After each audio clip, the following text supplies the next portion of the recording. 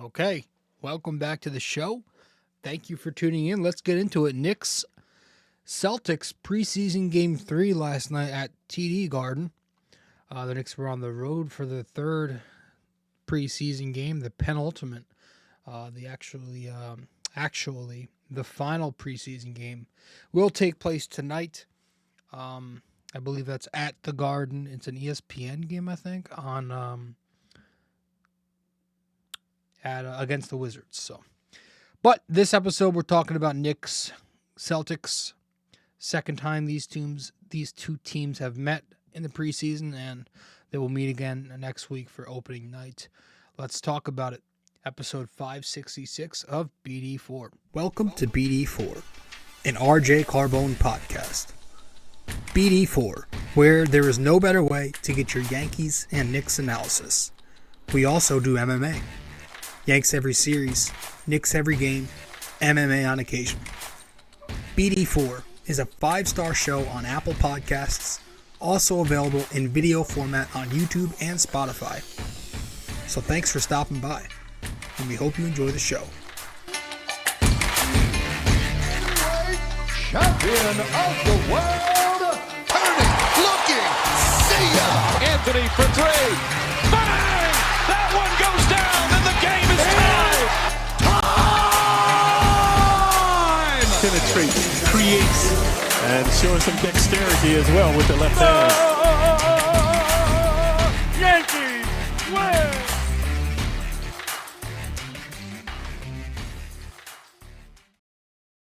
win! All right. Welcome to the show, episode 566 of the podcast. I'm your host, RJ Carbone. You are tuning into BD4. So we're going to get right into it. We're not going to waste time. The Knicks lose to the Timberwolves, the Boston Celtics last night at TD Garden, 123-110 in the third preseason game of the year. One more to go. It was a little gamesmanship between these two teams in the preseason. In game one, where these two teams met, Joe Mazzulla. Hold on, let me just set up my mic. In game one, Joe Mazzulla sat everybody, but Thibs played everyone. And then last night, you saw that Thibodeau sat everybody, and Joe Mazzulla showed Thibs everything. Maybe Thibs doesn't want to give anything away, especially to that traitor, Jeff Van Gundy. But yeah, little gamesmanship, and obviously these two teams meet opening night, so it makes sense. The Knicks went with the starting lineup of McBride, Grimes, DiVincenzo, Sims, and Robinson last night. I'm not really going to recap this game. It was 3-point galore. Boston was hot from the start. Porzingis scores 10 points in the first quarter, and Boston extends their lead to 27 points at some point in the second quarter. They got 80-something points at halftime, and the Knicks did tighten up a little bit in the second half defensively, but in the end it was not enough, despite their reserves putting up a good fight. The positives to take from this game, there are a few positive takeaways. I think the first thing everybody is noticing is that Quentin Grimes, he gets his touches and he produced 22 points, 7 for 12 from 3. He was a +6 in 26 minutes. He looked very good. He looked very confident, very aggressive. He was shooting off the dribble, knocking them down. He was shooting the catch and shoot, knocking those down, swishing everything. You saw him shooting over the defense and setting himself up. He looked very confident in his game last night, and we've been saying this. Brunson and Randall obviously are going to start, but they were out last night, and I don't think it's a coincidence that with those two guys, ISO scorers, not on the floor last night, Grimes was able to take those 13 shots, score over 20 points, and get his touches. The ball moved well. There were 25 assists for the Knicks, and Grimes was a key cog in helping get those assists because he was getting his touches and knocking them down. So it's obviously the Brunson and Randall are key cogs to this team. They matter more than any other Knick, but how the Knicks incorporate that with the regulars all in there and Grimes in there, I don't know. It's still something I'm very skeptical about how they're going to make that work. You want to believe that Quentin Grimes can become a, let's say, 15 points per game guy, but until Thibs, until Grimes himself and the Knicks find that balance between, the big three, mid three, whatever you want to call it, big 2.5 is what I like to call it. Between them getting their reps, but also Grimes getting his fair share, we'll see. It's one of the most not puzzling, but it's one of the most difficult things to figure out. I very badly want Quentin Grimes to be the modern day Allen Houston, right? Where he's getting his points coming off screens and some catch and shoot and coming off that quick first step. And he looked very aggressive doing that last night. But how do you find time? The old cliche, there's only one ball. It's very true. But again, this is why I think if you're Tom Thibodeau, you have to stagger minutes. You have to find Grimes time to play with the second unit more. And I actually liked what I saw when the Knicks put Grimes alongside Donte DiVincenzo. They played well together last night. That's going to be an interesting new wrinkle to this offense, to have two, guys who have potential to shoot 40% play alongside each other. That's something the Knicks have needed for Lord knows how long. And we finally got some offense from Donte last night. He's been playing great defense. We've seen him do that. He busts his ass. He lost the ball near the basket last night, dove on it, and I'm just sitting there laughing because, again, he's like everything Josh Hart is defensively, where he's just not even just defensively, just his intangibles, the efforts. He just busts his ass whenever, however. Josh Hart dove into the stands the other night in a preseason game. Donte DiVincenzo doing the same thing, diving on the floor last night. You love that effort. But, although he didn't shoot well last night, again, he was just 3 for 12. He did finally score some points. He scored 15 points, knocked down 3 triples. One of them had some very deep range on it. The one on the left elbow. But, yeah, that's going to be something I get excited for. If he can become, if he can find his stroke and be exactly what we signed him to be, a 3-and-D wing, maybe with a little bit of playmaking, that'll be good. His playmaking was a little sloppy last night. He didn't look great when he was handling the ball. But, again, that was a night without Brunson, without Quickly. So you're not going to ask DiVincenzo to be your primary nor your secondary ball handler. He'll be a tertiary lead guard. So that's it on Grimes. That's it on DiVincenzo. This is going to be a shorter episode. Again, preseason, I'm ready for the regular season. The Knick big men, that's been a constant storyline this preseason. Mitchell Robinson looks good as he continues to look ready. He looks very ready. 12 more points, 7 rebounds, 3 steals. Did this in 21 minutes last night. He had that 2-on-1 fast break with Jericho Sims last night. You even had Jericho find Mitch under the basket. But I'm excited for Mitchell Robinson's season. I think this could be a breakout year. I think it's year 6. Year 6 Mitch. Might become a hashtag. That's crazy. Time flies. He's now, I'm pretty sure, the longest tenured Knick on the roster. 6 years into his Knick career. Wow. We are flying by. He seems more mature as a player on the court. His personality is a different story, but he seems ready, man. He's in good shape. The conditioning is there. He's put on muscle the last couple years. He's getting better and better on the glass, and that's something his critics don't talk about enough. He's been an elite offensive rebounder ever since he stepped on the floor, but he's improving his defensive rebounding.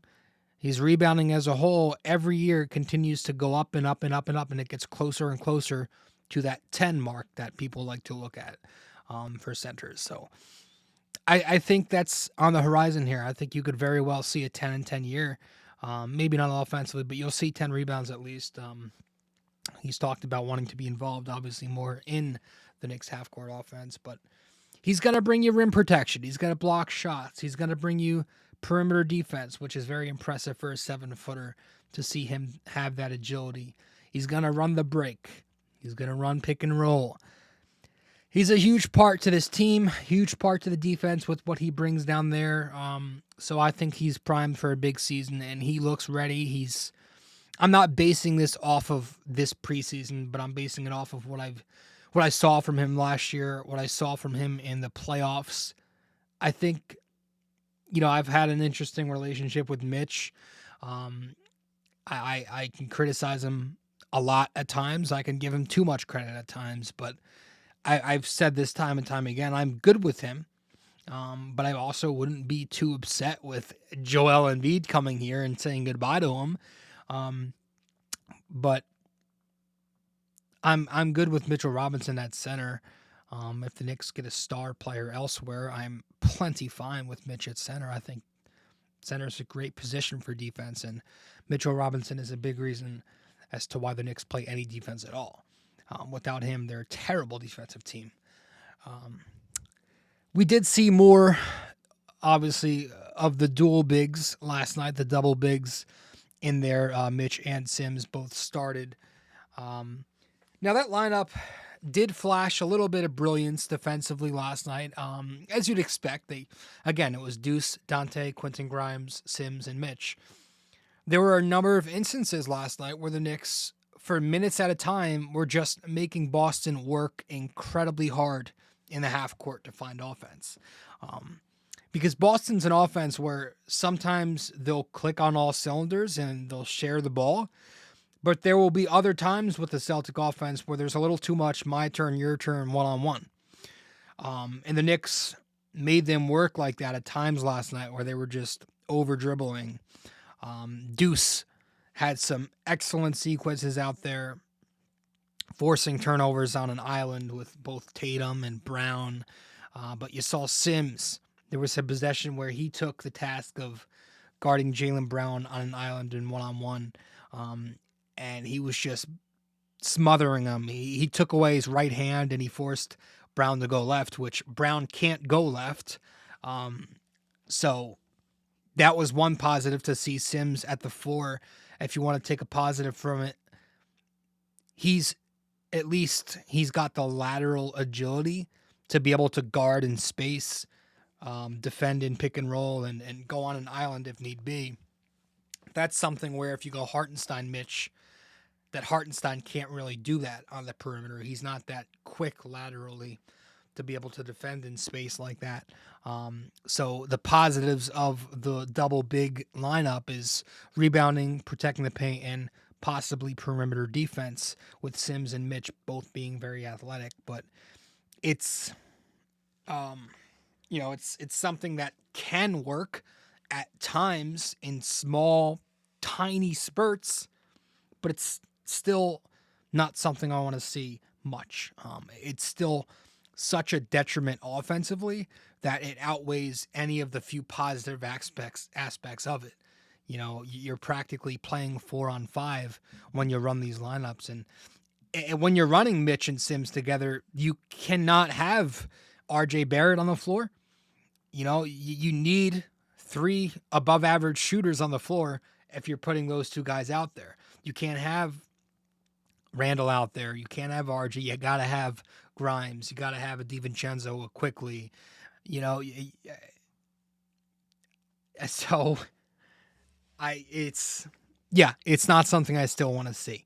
I will say this about the offense with Sims out there at 4.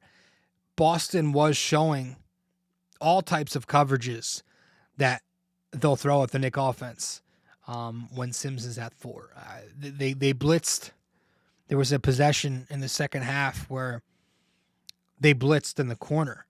We saw somebody came up and blitzed, and it led to Sims rolling to the rim, making a nice dump off, a little wraparound pass to Mitch. We saw them pressing full court, which eventually led to a turnover and Peyton Pritchard knocking down a 3. Deuce and Sims were in the backcourt bringing it up, and Boston pressed and turned it over. But they showed the Knicks different coverages. So the Knicks got an idea of what to expect from a defense when they double up in the front court. So I still think, unfortunately, that after Josh Hart, that's probably what you're going to see. It's going to be Sims. Sims will be the tertiary power forward, and they might just completely skip RJ minutes. He might get some power forward minutes, but I don't think he's going to get, I still think Thibs wants rim protection, so he doesn't want to bury Sims, and it's going to be, you're probably going to see the double bigs more than you like, The defense as a whole wasn't bad last night. The Celtics, yes, they scored 123 points, 23 3-pointers made, 44%. So, not good results, but I guess it was bad. Okay. I'm trying to twist it, but I guess it was bad. But there were certain moments where, for reserves playing against, a super team, it wasn't bad. But I still have concerns. Like, the Knicks' big problem last year was allowing volume at the 3-point line. Because, the way they scheme, it's focused on protecting the paint, where they overhelp down there sometimes, and that allows teams to shoot those open looks, and they're just giving way too much room. And a team like Boston, who spreads the floor well, who can move the ball quickly and often, now they've got Kristaps Porzingis out there at stretch 5. That's dangerous. So with the regulars in there, I'm still concerned. I'm still concerned about the net rating when you got RJ, Brunson, and Randall sharing the starting lineup. Those 3 guys don't play good defense. The bigs are going to hold it down most nights. Again, Sims, Mitch, even Hartenstein at the rim. I'm not worried about their defense. Last night, maybe a little too much overhelping. Porzingis knocked down some open looks and a few other guys too, but it's primarily, and Fournier was so terrible. He was terrible, but he's a guard. That's where it is. It's at guard and wing where the Knicks worry me defensively. The Knicks are very small at guard. They're very small on the wings. And, this is a league where guards and wings run everything. The first 10 games of the season, the Knicks are going to see a ton of that. A ton of superstar guards on their schedule. Tatum and Brown, they see them twice in the first 10 games. They see Giannis. They're going to see Donovan Mitchell. They're going to see Kawhi and PG. They're going to see Trae Young. All in the first 10 games. So their defense will be tested right out the gate. So how Tom Thibodeau mixes and matches is going to be very interesting. It's a very clunky roster where certain guys benefit playing with him, but not this guy. These guys play better this way, but not that way. That scares me. It's going to be very tough. It'll be a very tough balancing act for Tom Thibodeau. And we know Thibs isn't the most flexible, so I am concerned a little bit.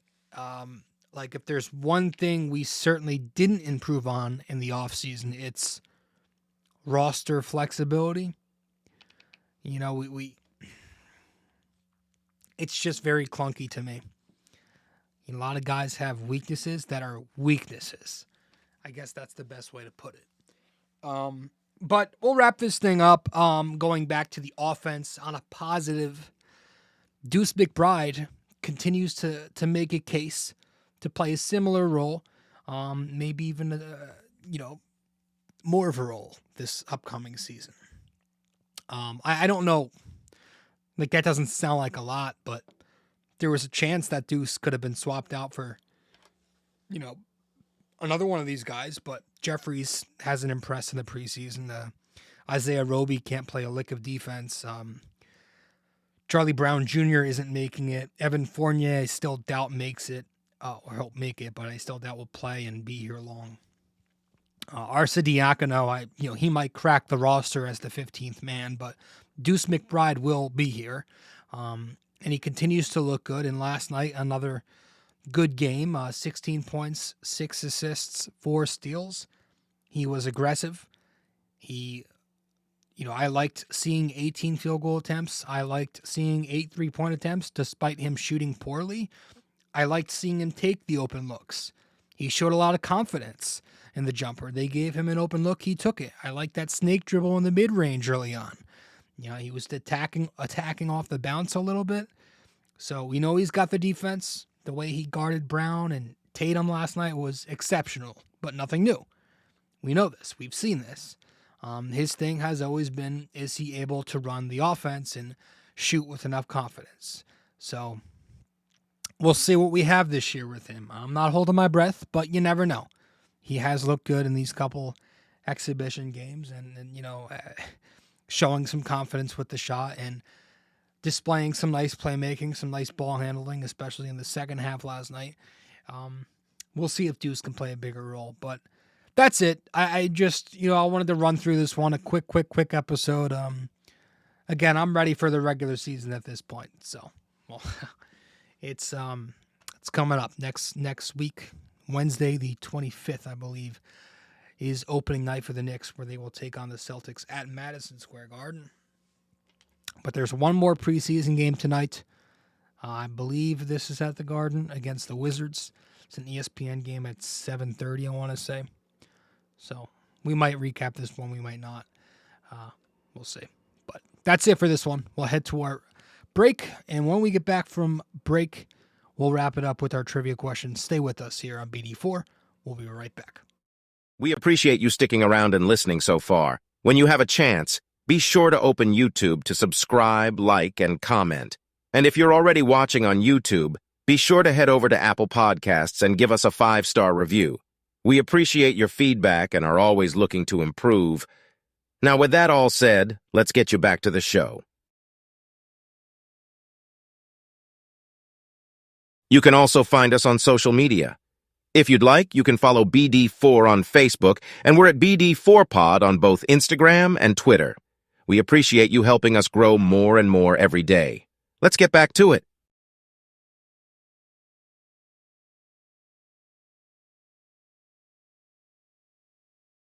If you have time in the day, or maybe just prefer old-fashioned reading over listening, then you can always follow along and subscribe to BD4 Blog by going to BD4blog.com. We're not on there as often, but when we do post, it's just as entertaining, opinionated, and passionate as we are on this podcast. Thank you so much. And let's keep on with the show. Studio 69 Productions is a podcast production agency created by Leo Rodriguez to allow content creators to market their podcast. It's an online platform that will market your podcast or any other project that you're working on. Get in touch with Leo Rodriguez from Studio 69 Productions. You can find Studio 69 Productions on Instagram at Studio69NJ. Studio 69 Productions, where dreams are heard and born.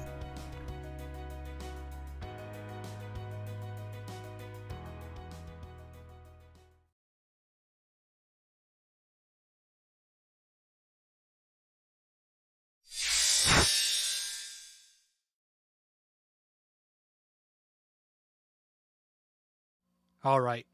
Welcome back to the show. Let's get to our trivia.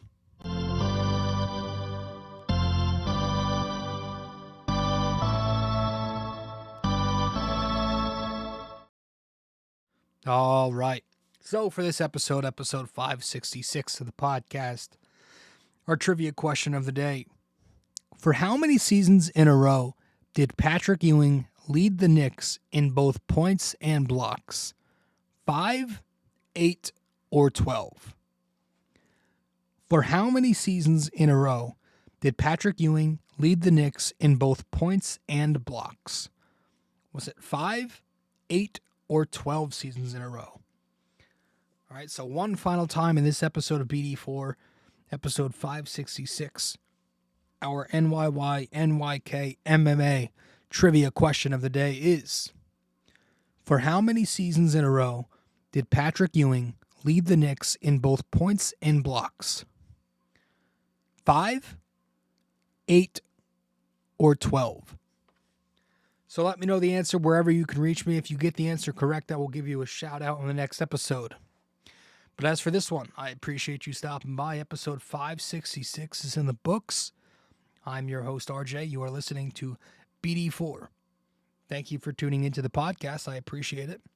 The Knicks drop last night's game to the Boston Celtics 123-110. But they kept it close. They showed good signs, and that's all that really matters in the preseason. But once the regular season starts, folks, it will not just be positivity. It will be criticism. It will be some complimentary things, but we will shoot the shit, be real, overreact, both good and bad sometimes, and that'll be that. So I'm excited for it. I'm very excited. But as for this episode, episode 566 is in the books, and again, I might do the Wizards game tonight or tomorrow. We'll see. But I'll see you soon regardless. Thank you. And until then, take care. Later. This episode was brought to you by Anchor. Hey there! If you stayed the entire way through, we thank you immensely for it. We hope you enjoyed this podcast and that you come back for the next episode real soon. Don't forget to like, subscribe, comment, download these episodes, and share them with your friends as well. BD4 is a 5-star podcast simply because of you, and we'd like to keep it that way. Have a wonderful day. Go Yankees, and go Knicks!